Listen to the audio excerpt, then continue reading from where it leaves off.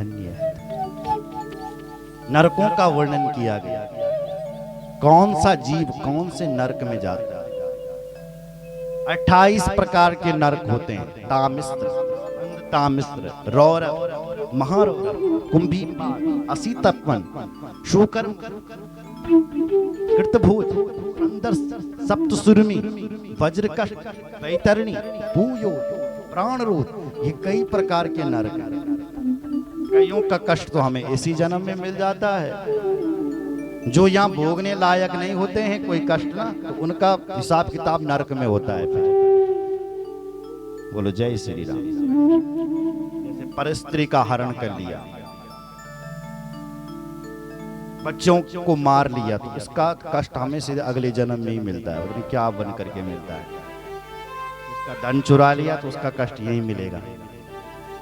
किसी के आंखों में यदि तुम्हारी वजह से आंसू आ गए तो उसका हिसाब किताब इसी जन्म में होगा। जो तुम्हें पाप मिला है उसका इसी जन्म में उसका हिसाब किताब, कहीं ना कहीं तुम्हें ऐसा दुख मिलेगा। लेकिन जो बड़े बड़े पाप हैं उनका हिसाब किताब वही होता है। क्योंकि जो कपड़ा ज्यादा ही गंदा हो जाता है ना, तैन हम फिर धोबी घाट भेजते हैं धुलने के लिए। जिस कपड़े को फुर्सत नहीं है अपने हाथों से धुलने की, फिर उसको धोबी घाट भेजो भाई। आप जानते हैं कि धोबी क्या मरामत करता है कपड़े, सबको पता है ना। पछोड़ पछोड़ करके खाल निकाल देता है उसको। उसी प्रकार अगर उस विडंबना से, वैसे ही विडंबना होती है नरक में, उस विडंबना से बचाना चाहें यदि अपने आप को ये जीव। बोले महाराज कोई उपाय है? बोले उपाय है भाई। क्या उपाय है? बोले कीचित केवल या भक्त्या वासुदेव परायण अगम धुनुवंतिका स्नेन निहारान्यव भास्कर। उपाय है भगवान का नाम ले लो, सारे पाप भस्म हो जाएंगे। सुन रहे हो? जैसे भुवन भास्कर भगवान सूर्य का उदय होने पर सारा अंधकार चले जाता है, लेस मात्र भी अंधकार नहीं रहता, ऐसी जब भगवान का नाम हमारे मुख से निकलता है तो हमारे अंदर के जितने भी पाप भरे हुए हैं सब निकल जाते हैं। भगवान के नाम में ये चमत्कार है। कुछ पाप इतने खतरनाक होते हैं, सुन लो जरा, अस्थियों में घुस जाते हैं, अस्थियों में। सुन लो, के लिए पंचगव्य पिया करो, पंचगव्य, और इतना पिया करो कि हमारी अस्थियों तक पहुंचे, ताकि वो पाप भी वहां जो घुसे हुए हैं वो भी चले जाए। बोलो जय श्री। बोले महाराज कौन था जिसने भगवान का नाम ले लिया और उसके सारे पाप भस्म हो गए? बोले कन्नौज में रहने वाला था एक अजामिल जाति का ब्राह्मण ही था। एक दिन लकड़ी काटने के लिए जंगल में गया, किसी वैश्या को संसर्ग करता हुआ देख लिया, कामनाएं जाग गई उसकी, उसी के साथ रहना लग गया, घर परिवार अपना सब भूल लिया।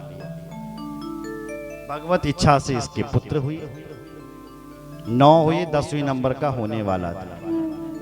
एक ब्राह्मण देवता आ गए, संत देवता आ गए, उसके घर पर भोजन किया, सोचने लगे इसका कुछ कल्याण करना चाहिए, इसके घर का अन्न खाया हमने, क्या कल्याण करें? तो कहने लगा भाई तू तो डाकू है, तो कुछ धर्म कर्म कर नहीं सकता है, पर तेरे घर का मैंने अन्न खा लिया है। एक काम करना, जो तेरा 10वीं नंबर का होने वाला बेटा होगा उसका नाम नारायण रख लेना। क्या रख लेना?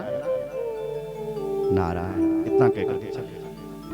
उसका बेटा हुआ, सचमुच उसने अपने बेटे का नाम नारायण रख लिया।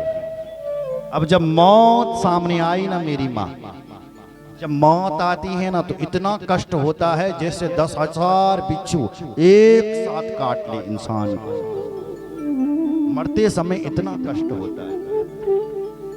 तो जो धर्मात्मा होता है उसके प्राण अचानक निकल जाते हैं, जो पापात्मा होता है वो तड़प तड़प करके मरता है। तो जय श्री राम। एक जन्म के नहीं कई जन्मों का हिसाब मिलता है। तो अचानक किसको यमराज के दूत दिखाई पड़े, अपनी ओर आते हुए सामने इसका बेटा था तो चिल्लाया, बेटा नारायण बचाओ, बेटा नारायण बचाओ। दूरे क्रीडन का सक्तम पुत्रम नारायण वयम प्लावितेन स्वरोणिचे राजुहाव कुलहेन्द्रिया। जोर से चिल्लाया, पुत्र नारायण, बेटा नारायण बचा, बेटा नारायण बचा, बेटा नारायण बचा। छोटा बेटा नारायण कैसे आता बचाने के लिए, लेकिन भगवान नारायण इसको बचाने के लिए आ गए। यमराज के दूतों को भगा करके भगाया वहां से और इसको जा करके बचा लिया। बोलो जय श्री राम। जब ज्यादा ही बोले यमराज के दूत तो ले पिटाई करी उनकी, सब भाग गए। इसलिए कैसा भी लो तुम भगवान का नाम, वो तुम्हारा उद्धार कर लेता है। संकेतम परिहासम वा, संकेत में लो, परिहास कहते हैं हंसी मजाक, हंसी मजाक में ही लो सही, पर भगवान का नाम। संकेतम परिहासम वा स्तोभवम हेलनमेव वा वैकुंठ नाम ग्रहणम अशेषा अघरम विदु। भगवान का नाम आना चाहिए, कैसे भी आए, परिहास करके आए, झूठ बोल करके आए, सच बोल करके आए, जैसे भी आए भगवान का नाम लेने। वैकुंठ नाम, जैसे तुमने भगवान का नाम लिया सारे अघ यानी पाप मिट जाते हैं। इसी श्लोक की व्याख्या देखो गोस्वामी जी ने सरल शब्दों में कर दी। भाई को भाई अनक आलसहु नाम जपत मंगल नित रसहु। नाम जपत मंगल नित रसहु। नाम जपत मंगल नित रसहु। नाम जपत मंगल नित रसहु। तुम भय से लो भाई, कुभय, भय से लो, कुभय से लो, आलस्य लो, चाहे सहजता से लो, जैसा मर्जी ऐसा भगवान का नाम लो। वो भगवान का नाम तुम्हारा मंगल करके ही रहेगा भाई। अरे तुम्हें पता हो चाहे ना हो, यदि गलती से तुमने यदि बिजली का तार पकड़ लिया ना, ये पर करंट छिकी नहीं तो जबरदस्त करंट लगेगा, भले तुम्हें पता हो चाहे ना हो। तुम्हें पता हो चाहे ना हो, यदि गलती से तुमने जहर पी लिया तो मरना तो पड़ेगा मेरी। इसी प्रकार तुम्हें पता हो चाहे ना हो, यदि भगवान का नाम तुमने गलती से ही ले लिया तो वो नाम उद्धार करके रहता है। बोलो जय श्री राम। इसने सब कुछ अपने सामने देखा था। अजामिल को वैराग्य हो गया, गंगा जी के तट पर आ गया, सारी आसक्ति को छोड़ दिया, भगवान के चरणों में ध्यान लगाया और परम पद को प्राप्त हो गया। बोलो भक्त वत्सल भगवान की जय। यमराज के दूत धर्मराज के पास गए, ये महाराज अब निकल हम उनते ड्यूटी। बोले एक पापी को पकड़ने के लिए गए और अपने आप ही वहां मार खा के वापस आ गए। अब नहीं जाएंगे हम।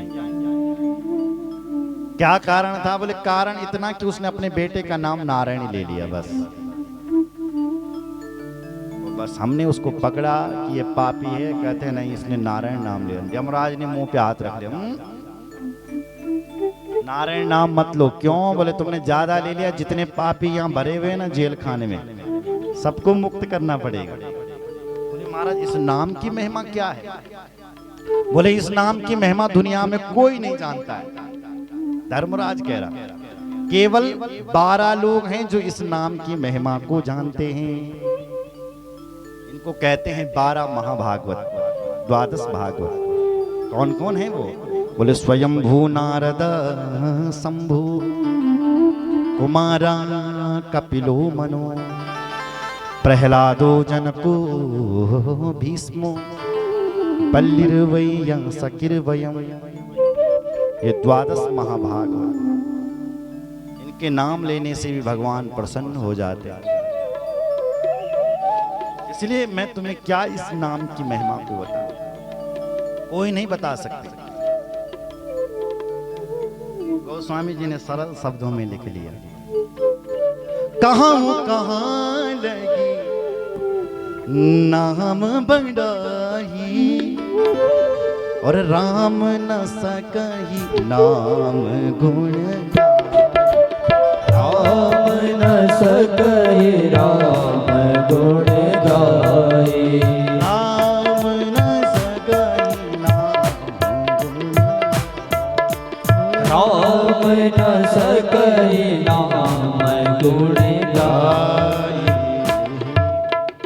अरे तुम भगवान से भी पूछोगे कि तुम्हारे नाम की महिमा क्या है भगवान जी, भगवान जी भी नहीं बता पाएंगे। बोलो जय श्री राम। यमराज के दूतों ने कहा हम ज्यादा कुछ नहीं सुने गुरु जी, आप ये बताओ कि हम कैसे लोगों को यहाँ पकड़ करके लाएं इस यमपुरी में।